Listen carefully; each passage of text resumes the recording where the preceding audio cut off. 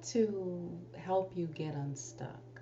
I do readings every day, and when I do these readings, what often happens is that people get stuck in the reading, okay?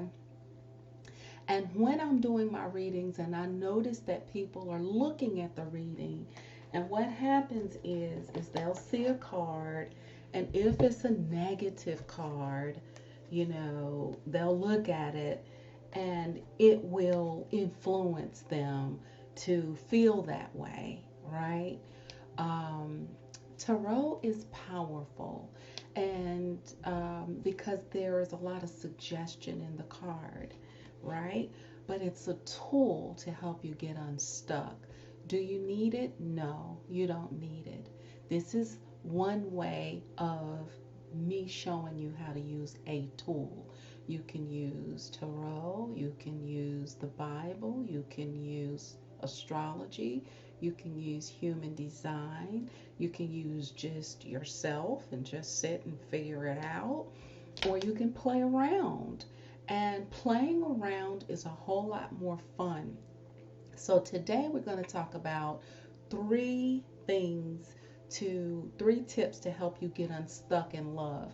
Now, this is not just going to help you get unstuck in love. This is going to just help you get unstuck, period. But because all of my readings are around love, I'm going to use it, okay? And for the most part, anything that I tell you are things that I have done, okay? So I'm not just a tarot reader. I am the author of 25 Thoughts About Your Destiny. I read a lot. I've created my own cards, the decision guide cards. So I've done a lot over the years, and I've put it all together to try and help people. So one of the first things is, and most important things really, is to change the concept of yourself. You have to change who you think you are. So if you see a reading and you see something where it says somebody's walking away or somebody's disappointed in something or about something, you actually can get some good information about that, because what happens is we have these shadow energies when we are coming to ask about a situation, whether we're asking ourselves, whether we're asking the universe, or whether we're asking a reader. There are hidden things about ourselves that we actually don't necessarily see. And what happens is the cards will show us where we're blocked, things that we're not seeing, things that we're overly cautious about. It'll show us, where we're actually very, very passionate and where we're very free. It'll show us where our disappointments are. The thing that I really enjoy, it'll show us where our shadow parts are, is that tarot helps integrate the shadow parts of yourself, right? It's a great tool for that, because if you're looking for love and you get a reading that has something like this, then that lets you know there's something that you're overlooking, whether you know it or not. That's a question that you need to ask. Now, what it is with tarot is it's not about telling the future. It's about literally seeing the energies that are inside of you that you're projecting.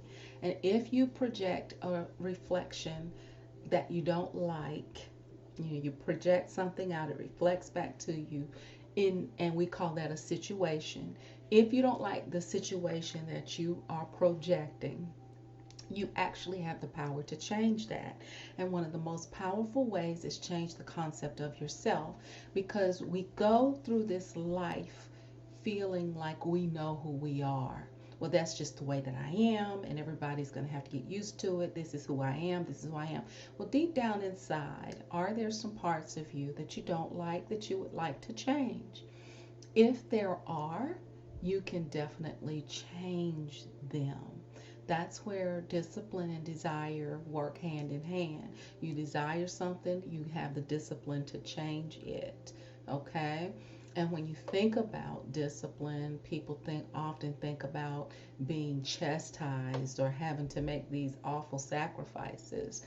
But really, when it's the desire of your heart, something that you really, really want, the discipline is actually worth it. And think about it, the discipline to actually become the person that you want to be on a higher energetic level. We're not talking about changing the concept of yourself, saying, oh, I want to have a flatter stomach. Of course, we all do want to have flat stomachs, right? But what you want to do is change the concept of yourself on an energetic level.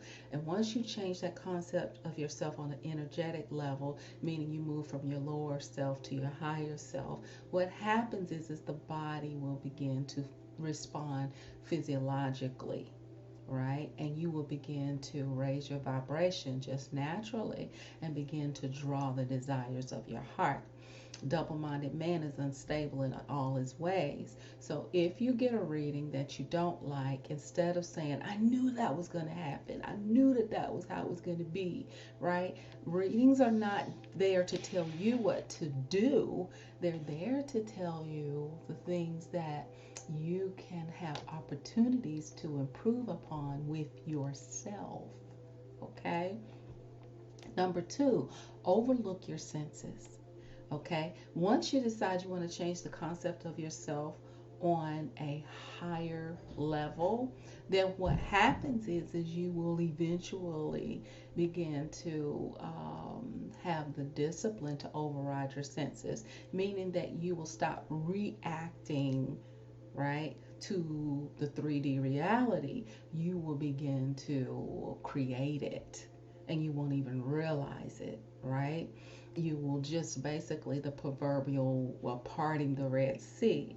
Like as you walk and go forth, that high vibration is putting out that energy that's basically creating the life that you want before you in an effortless way. Doesn't mean that it won't be problematic, but those problems will be perceived as opportunities to get stronger, better, wiser, right? As you take the time to overcome the senses, and overcoming the senses simply means that you don't react and you don't overthink. You get in touch with your breath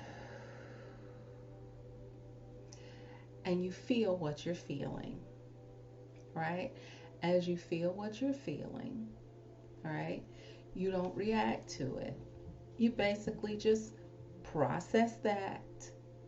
You remember who you are on a higher energetic level. And as you remember who you are on a higher energetic level, you begin to be creative in the way that you deal in life and not reactive. You start creating your circumstances, right? And the third thing is to have the ability to be able to go into different levels of consciousness. Now, you do that by practicing meditating. And I always tell people to try and do it just before you go to bed. And go on and try not to fall asleep before you finish meditating. But what you can actually do is stay awake. And once you stay awake, to get to a certain point that you want to get to, what'll happen is you will go into that trance state just before you go to sleep, right?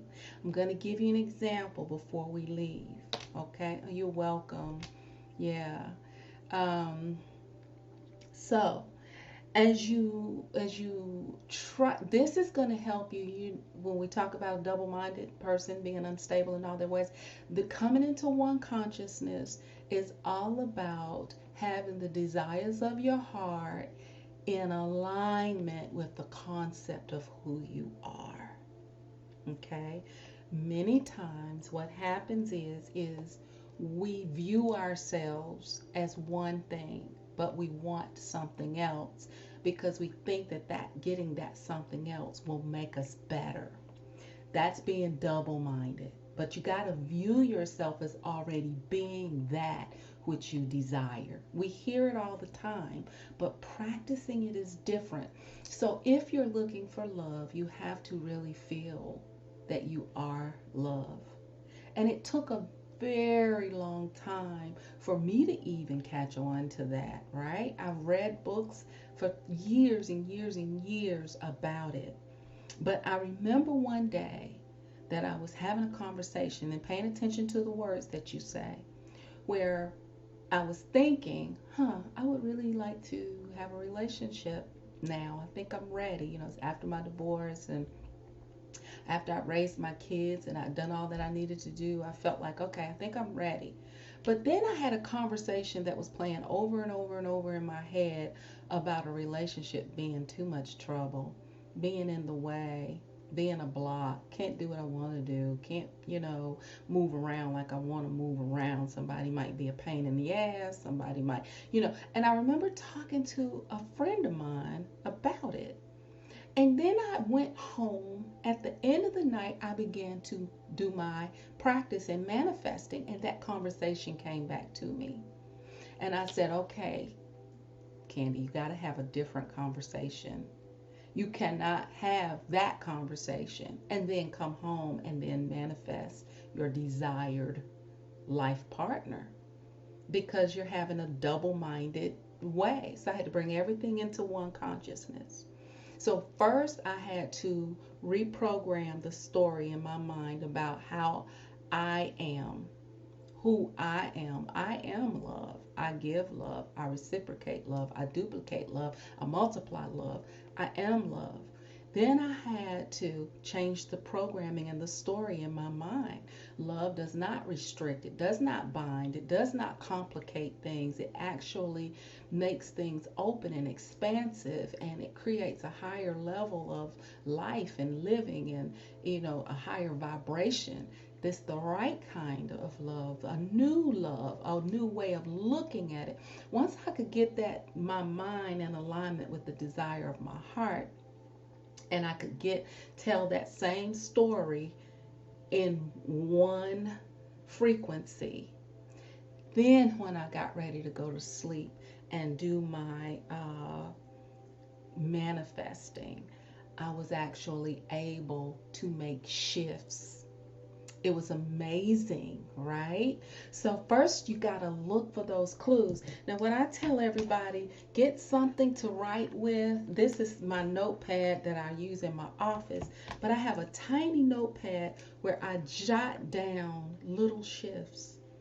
And let me tell you, the way I started seeing little shifts was really on my job, because I had gotten to a point where I didn't really want to be bothered with anybody. Right? So I started being more open on my job, more relaxed on my job. People started coming in my office. I started getting more offers and favors, and people just started really clinging to me in a good way, So I got relaxed with that, and I changed the story. I stopped thinking negative thoughts around that, right? I started appreciating it and accepting it rather than putting up that invisible guard, because that can be a habit, right?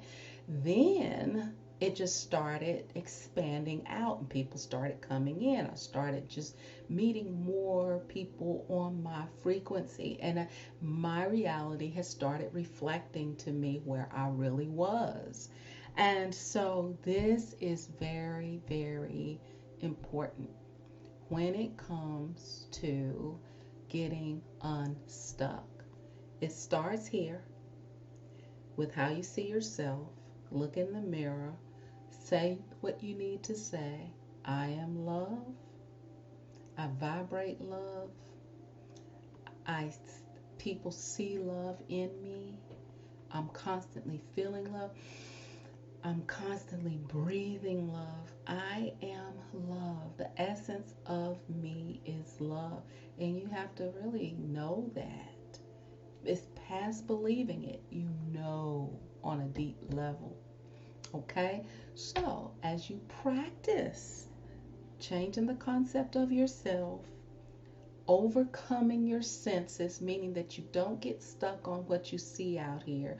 Oh, I knew it was going to be that way. They're not talking to me. They're not looking at me. They're not paying me any attention.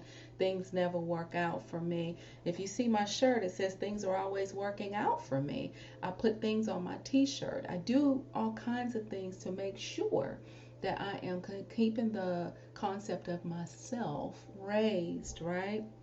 And that I'm overcoming the senses, and that I'm not looking at negative things that are going on out there, or the perception of negative things, and the ability to become one conscious, to have my thought in alignment with my desires. So until the next time, reconstruct the world by reconstructing your mind. I know you can do it. You can reach me at www.mindscapeartist.com, but I'm always on YouTube when I'm doing my readings at Align Astro Tarot, and I do the readings for all the signs. I'm rolling them out now, but I promised everyone that I would do lives more often. About how to overcome negative readings when you see them, and remember that tarot is just a tool. It's information. It does not control you. You control it, right? It gives you information on your frequency, on your energy. You don't like it, you can change it. So I hope that this was enlightening to you. Practice it and send me some notes and let me know how it works for you. Bye.